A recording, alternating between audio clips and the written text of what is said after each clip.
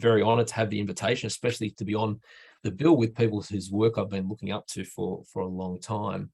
Before I get started, I'm just going to paste a couple of links into the chat that may be useful later on, including a link for slides from tonight if anyone's interested in following up on those. So let me start by saying, since this is a conference about the brain, let me start by saying that I'm not a neuroscientist. Now, if anyone's was listening properly to the introduction of me there, you'll know that's the case. And I say that out of love and respect to real neuroscientists. I'm a computers engineer who studies the way information is processed in complex systems in general. And the brain is one particular application area that I'm very fond of, but I still don't know that much about it, I feel. So I work with a lot of good people who do know a lot about it, and having that combination seems to work well. So the focus of my talk is going to be about the philosophy of how we think about information processing in complex systems, which I think fits well with what the organisers are trying to get at here. I'm going to talk about that philosophy through the nexus of the interaction between theory, enabling tools to put that into practice, and the applications that we've been looking at.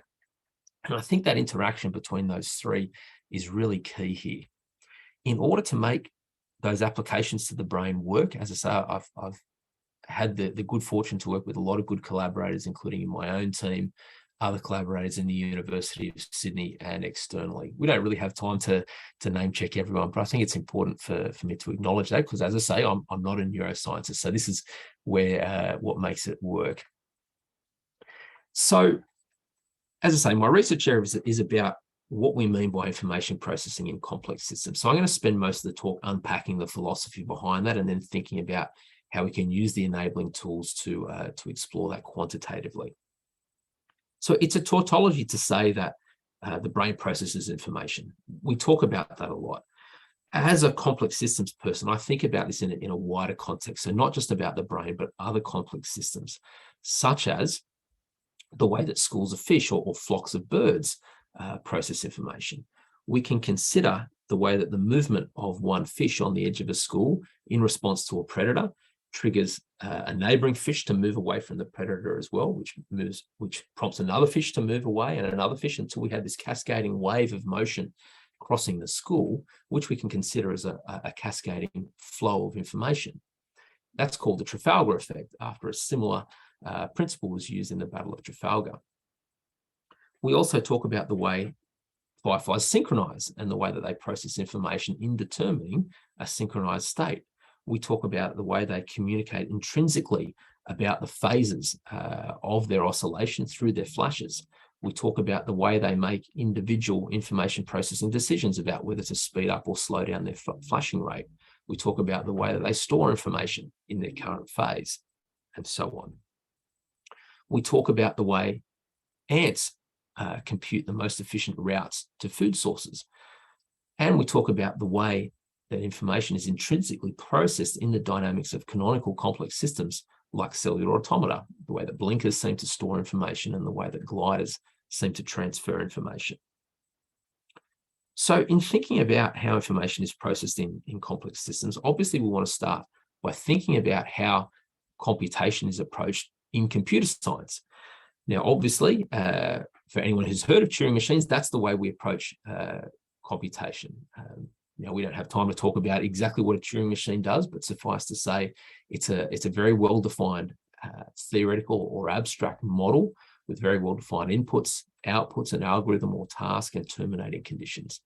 The machine undertakes an instruction cycle that loops through reading and writing to tape, updating an internal state and moving where it's reading on a tape.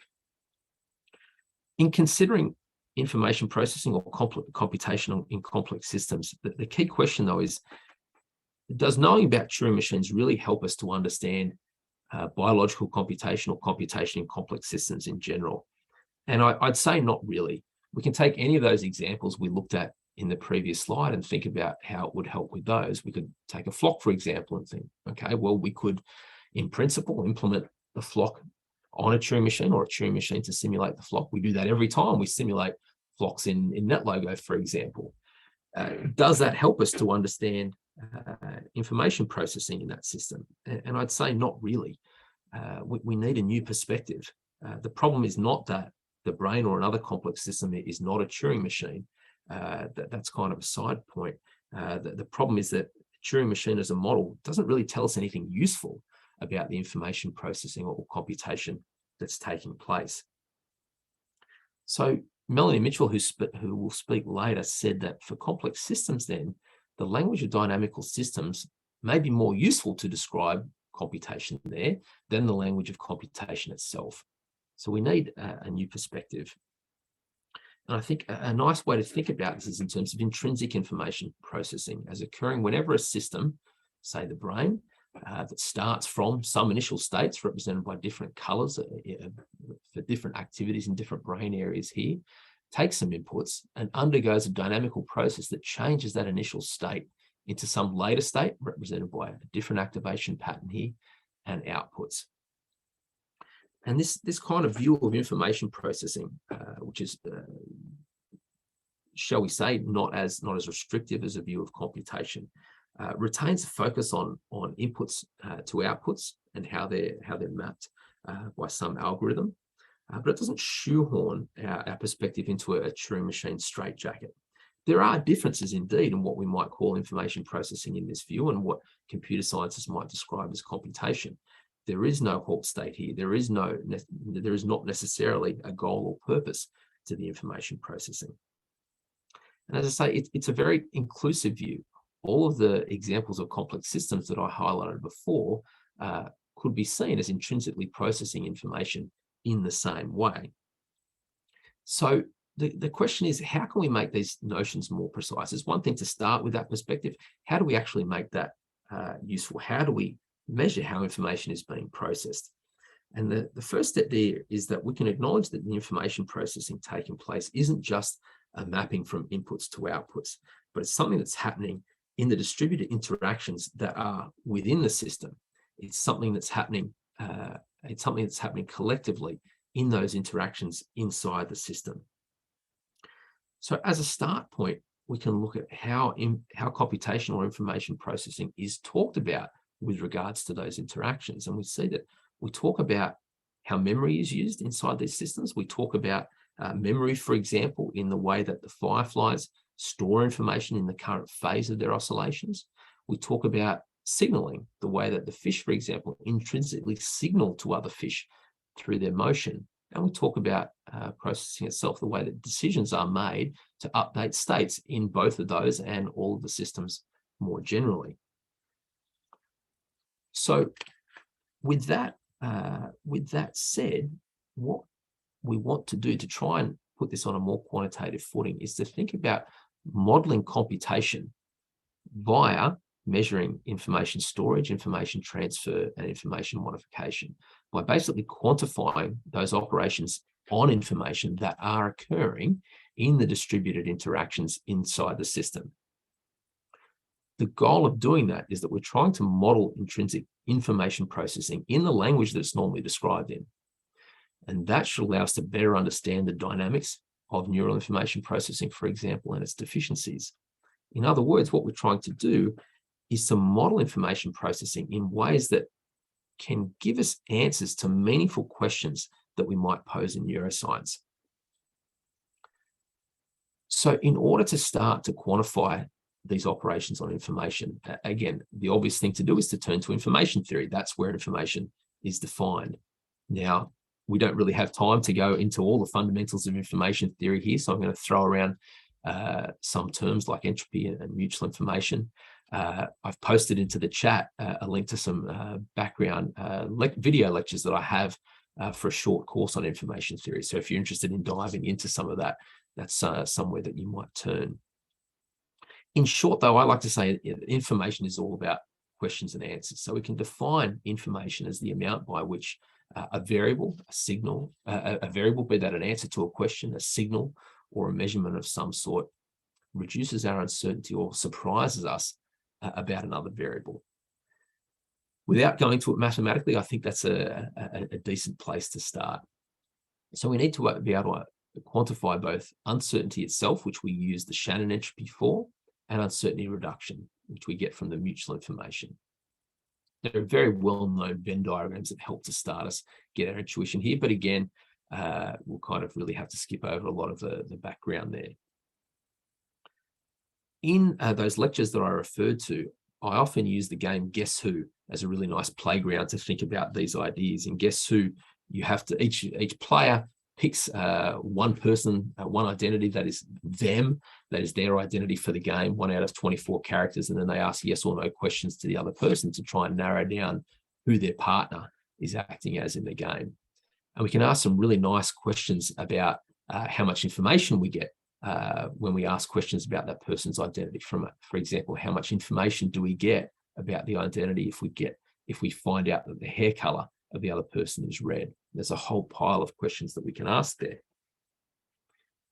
In a neuroscience setting, we can ask all of the same questions in an analogous way. We could take, for example, a classic example where we have neural recordings from a face or house discrimination task, and we can map all of the same questions across and look at how we can use information theory to study, for example, the nature of neural codes, how the stimuli is encoded in the brain, or we can ask questions about functional relationships between the activity in different areas in the brain.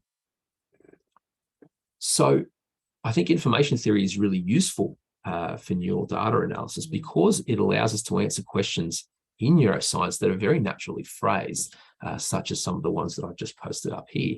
Not only that, allows us to answer these questions in a very much a model-free way that doesn't make assumptions about the system, that captures non-linearities, and there are a lot of different estimators for different data types. We've got estimators that work for discrete data. We've got estimators that work for spiking data, which is more of a point process. We've got estimators that work for continuous value data, such as fMRI or MEG measurements. So we can ask questions just like the ones I showed before about the nature of neural codes, but the kinds of questions I'm more interested in are about how we can model information processing dynamics. So to look at the dynamic interactions between the entities in the complex system rather than just asking about static relationships. And so to get at these types of questions, obviously we have to return then to our views on modeling information processing.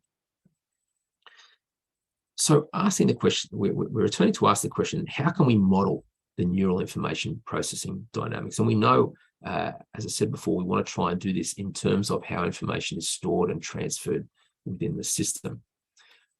We could, in principle, make a model of the information processing at the system level. But as I say, we really want to get at what's happening inside the system, in the distributed interactions inside the system, because we know that's where the real information processing is happening. So what do we mean by the interactions inside the system? Usually we're thinking about our complex system as a multivariate time series of states. We've got a whole series of variables, each of which we've got some kind of measurements of activity on. So this could be, for example, fMRI recordings, where each of our variables is a voxel in the brain, and the time series activity there is the bold activity on those voxels, or they could be beamform sources in MEG or so on. Regardless, what we're trying to do is we're trying to model how the next value in a target variable in the system, how the information is processed in determining that new value for the target variable. Where does that information come from? And so what we notice is that, well, that update, it's the output of a local computation at that point in the system. It has inputs from other source variables in the system. It has an output. There are rules or algorithms that determine it. And there's effectively a hold state once that output is generated. And it's not just one computation here or one information processing event. It's a whole series of coupled information processing events at all of the variables in the system.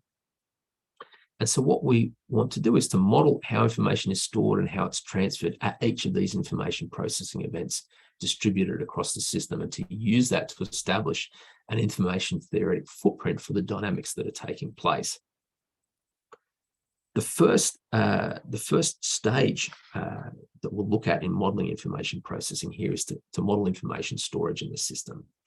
And we do that by asking about how much information can we see in the past values of the variable that we're trying to model. How much information can we find there that is relevant to predicting the next value? And we'll use a mutual information to capture that. We call that the active information storage from the past that's useful in predicting that next value. Information storage in this way underpins periodic behavior, stability, the concept of memory, self-regularity, self-predictability. And these are all the kinds of questions that we can address using this measure.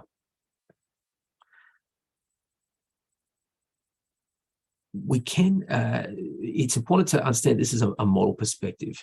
By capturing information storage in this way, it captures anything that may be physically stored within the variable there, but also information that might be stored in a distributed fashion to come out from the past of that variable into another variable and come back in later.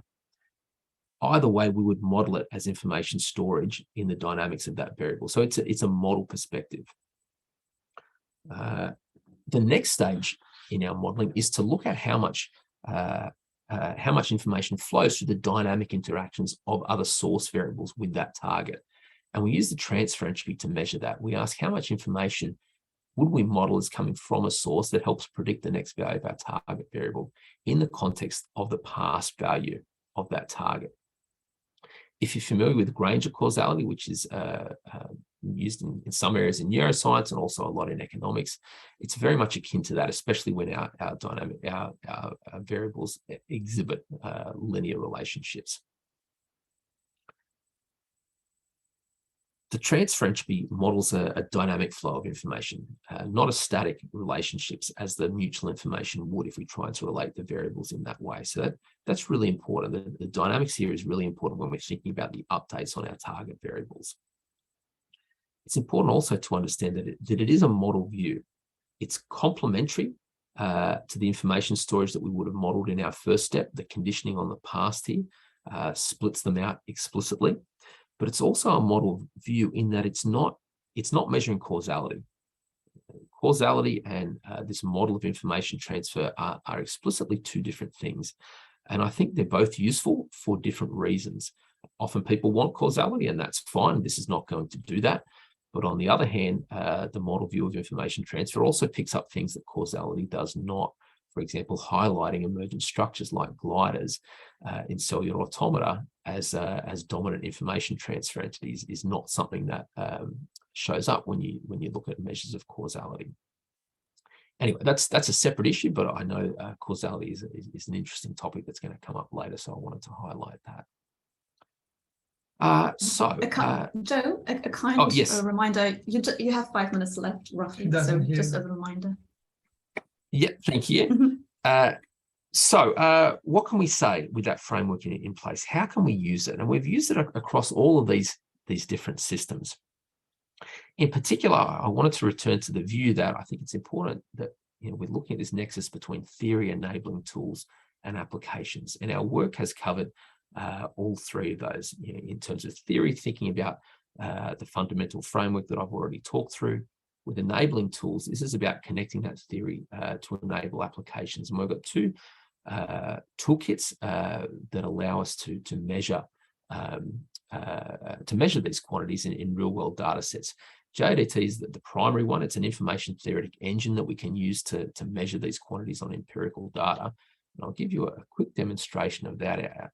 The JIDT toolkit comes with a GUI that allows us to pick an information-theoretic measure we want to use, like the transfer entropy we've just talked about, to pick a data set, to pick an estimator, depending on the properties of that data set, and we can very quickly compute the information flow that we've seen between two of the variables in the data set and get code in Java, MATLAB, and Python to recreate that calculation and expand on it. So that's a really nice enabling tool, I think, for you to use that in your own work. We've put this into application in many ways ourselves, which I'll show you on the next couple of slides, as have a lot of other people in the field as well. In brief, I just wanted to summarize what kinds of things we can ask about neural systems with these measures. And there's 3 different categories I'd say we can use it for. We can look at how we can characterize different regimes of behavior in terms of how their information processing dynamics are different. We can look at how information processing dynamics change with respect to underlying neural conditions, for example, autism spectrum disorder. we can look at how the information processing dynamics change with respect to a different stimuli or task, or with respect to an underlying regime change, such as if we sweep through a critical phase transition between integrated and segregated behavior. The next category is looking at the space-time dynamics of information processing. So looking at highlighting information processing hotspots, for example, in an experiment where we ask someone to press a left or a right button, and looking at how information flows in different ways from motor control, from high-level control areas down to executing the left or the right button press. We can also look at validating conjectures about neural information processing, and that's something I'll mention on one of the last slides coming up.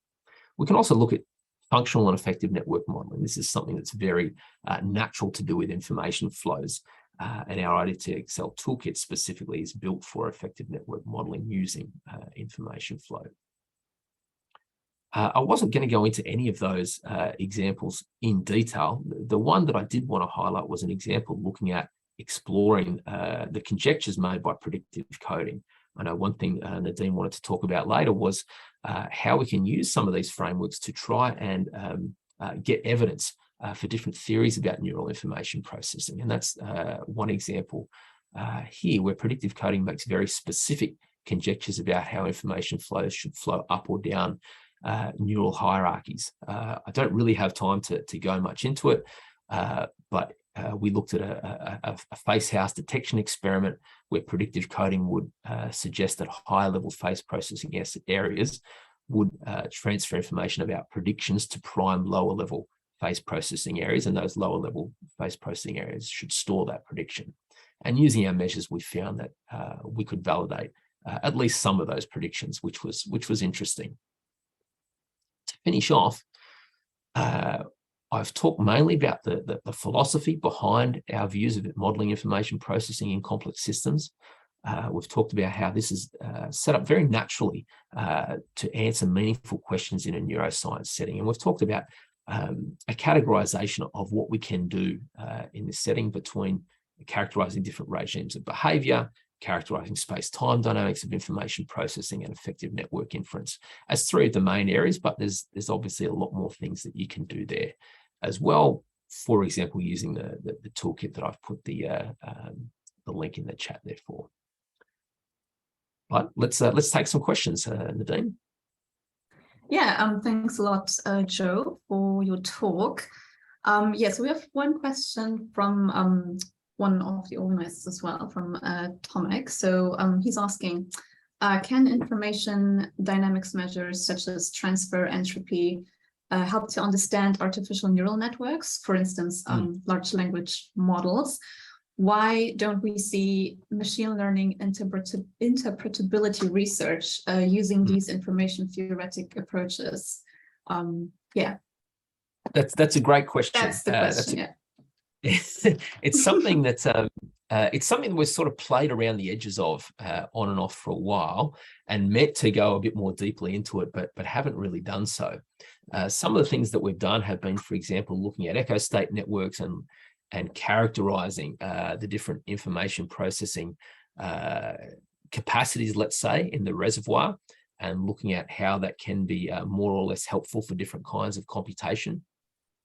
We've looked also at some of the static measures of information, looking at some of the changes within a deep learning network as the network learns, looking at how some of the relationships between the neurons change through that development. There's a whole lot more that remains to be done. There's also some really nice work, I should say, from Paul Williams and Randy Beer a decade ago, looking at some of these information flows and how we can relate that to task. There's a lot of potential for it.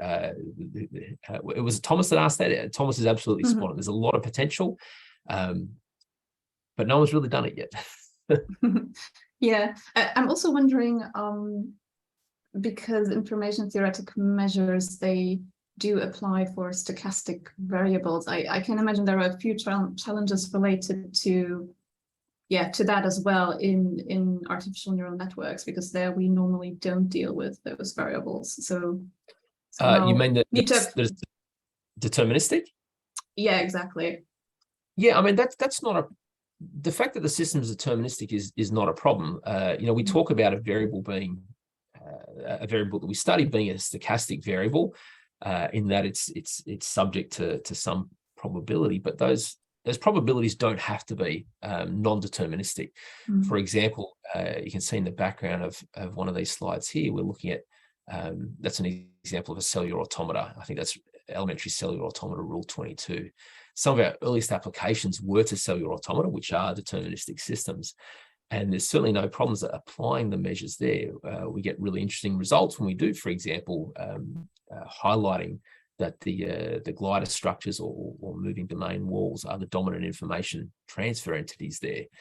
There's no problem studying deterministic variables. I guess the problem might be if your variable was so deterministic that it only ever did one thing, then there's going to be, well, effectively no information in there. But once you start coupling those deterministic variables, then you get some variability, and the interactions can be quite interesting. Okay, yeah, thanks. There is a second question. Maybe you can very quickly go into this, also to us posed by Tomek, but it's actually a question that I've been writing down for myself to ask to you today. So the question is a practical one. So about empirical estimation of information-theoretic quantities. So when doing that, we often violate assumptions like Gaussianity, for instance, or ergodicity, or we resort to things like discretization or k-nearest neighbors methods, which do have their own problems. I feel, however, that we don't have a good idea of the magnitude of error when doing that. So when working with information-theoretic measures myself, my impression is that what is actually lacking is a systematic study on estimating the magnitude of error to have an idea of how robust those measures are in empirical applications. So what would be your stance on that? Is that a research gap? It's a great question. There's a lot of things I want to say, but we don't have time to say a lot of things. So I'll say some quick things. You can say maybe something quickly, and then maybe you can write also something in response to that question in the chat. You're welcome to do that. Sure.